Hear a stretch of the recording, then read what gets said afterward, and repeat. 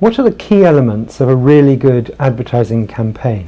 When I answer the question of what really makes a good advertising campaign, I always go back to the beginning and ask the question, what is the person who's paying for the campaign trying to achieve?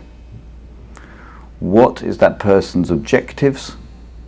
What is it that that person wants to happen as a result of spending money on this advertising campaign?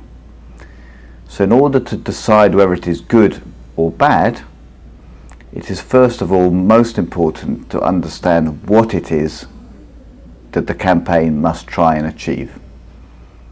Some people might say, well, that's obvious, to sell more goods, to sell more services, to sell more bottles of Coca-Cola or jeans, and often, of course, it is simply to sell more of a product, but not always. Sometimes it is to change the image of a company. Sometimes it is to change people's views of an issue. Sometimes it is to get people to drink less alcohol, to do up their seatbelts, to change the way in which they use energy. So a good or bad advertising campaign depends on what it is there to achieve. Can you take us through the typical planning and launch stages of a campaign? So when we look at the different stages of a campaign, we tend to start always with the briefing. The first stage is to identify the brief from the client and to agree the brief with the client. It is at this stage that we tend to agree the objectives I referred to earlier. What will make the client happy after this campaign has been aired. The second stage is then to take that brief and articulate it for the people in our organisations who have to make recommendations and have ideas about the campaign itself. At this stage we brief creative people to come up with ideas and media people to have ideas about which channels those ideas will be seen in. The third stage will be the presentation of those ideas to the client.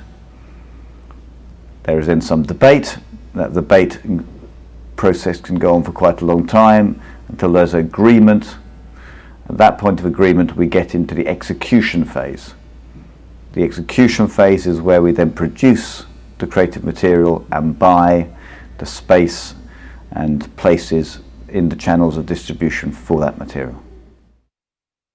Can you give us an example of a successful new media campaign? One of the most successful new media campaigns, and from one of the clients that uses new media best, is Nike.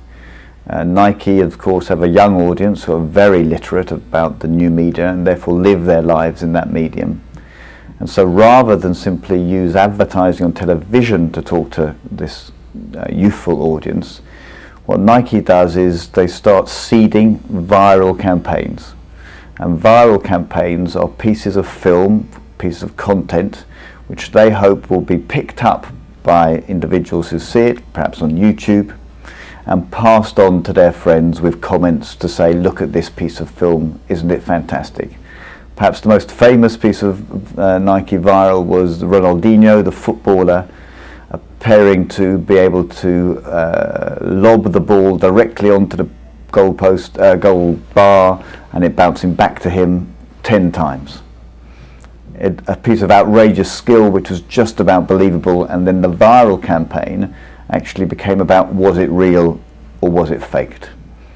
So what is not only an entertaining piece of film, but it generated its own PR, public relations exercise, it generated its own gossip on the web.